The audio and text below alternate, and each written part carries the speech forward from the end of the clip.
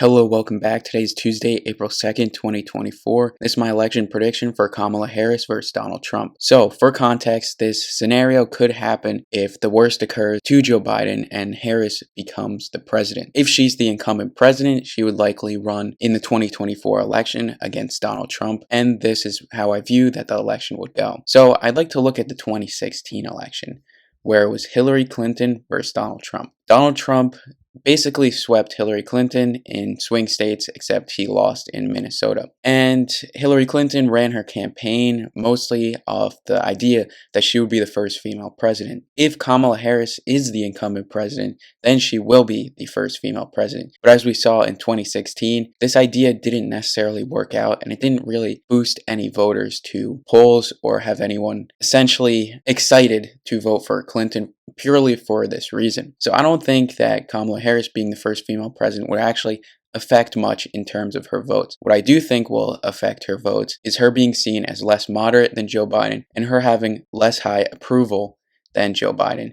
For example, she has about 38% approval rating compared to Biden's 41% and Trump's 40% at the time of the poll by USA Today. So she has the lowest approval rating, and this shows in the polls. This shows in the polls where Trump is leading her by plus 6.6, and this includes a few outliers where obviously there was probably some biased polling with Harris plus 15 because almost all other polls have Trump up in the double digits. So with that in mind, I view that Trump will have a similar performance in swing states against Harris that he did against Hillary Clinton. But again, let's start with the safe states because those aren't going to change no matter the party.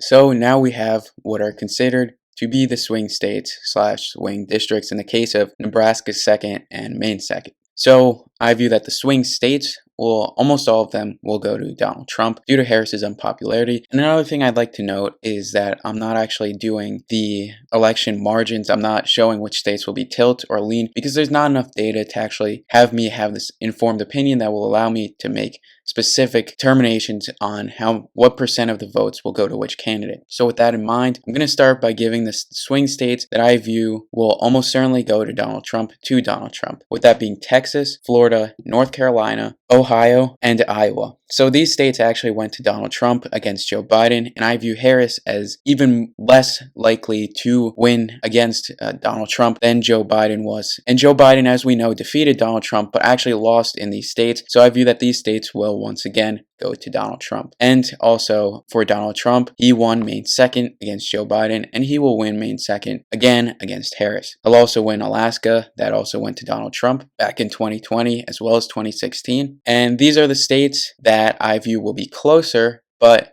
I view that most of them will actually go to Donald Trump. So New Hampshire, I view that as a Harris victory because Trump actually underperformed in the New Hampshire primary. Some viewed that Haley might actually win the New Hampshire primary. That didn't end up happening, but Trump still lost about 40% of the vote to Haley, and Harris will win a lot of the Democratic vote, and she will win some of the Republican dissident voters who voted for Haley and will therefore win in New Hampshire. She'll also win in Minnesota. Hillary Clinton picked up the state back in 2016, and Minnesota has been trending more towards the Democratic Party. And Minnesota has, in the end, voted for the Democratic Party in the most consecutive elections out of any state in the entire union. So with that in mind, we will go to Georgia, which will go to the Republican Party. Being in the Deep South, the Bible Belt, typical Trump area, but Georgia has flipped to Biden, but it will go back to Donald Trump given the unpopularity of Harris. And in the end, I view that Harris is seen as a worse candidate than Donald Trump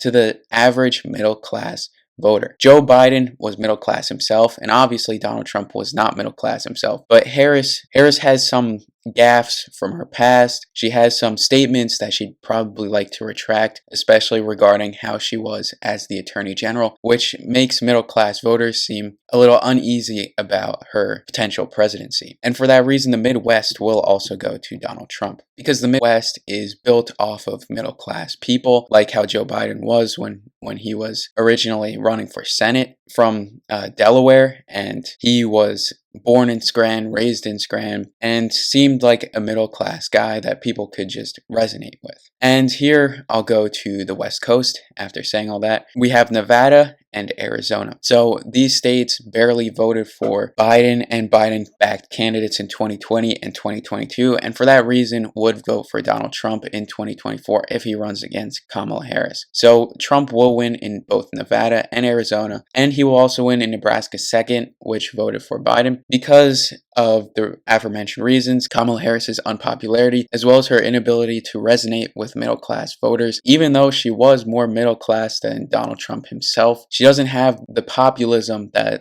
Donald Trump has, given that she was from California, given that she was how she was as Attorney General, etc. I view that those states and that district will go to Donald Trump, with Donald Trump ultimately winning 313 to Kamala Harris's 225. Make sure to like, subscribe, and comment if you appreciate this video, and thank you.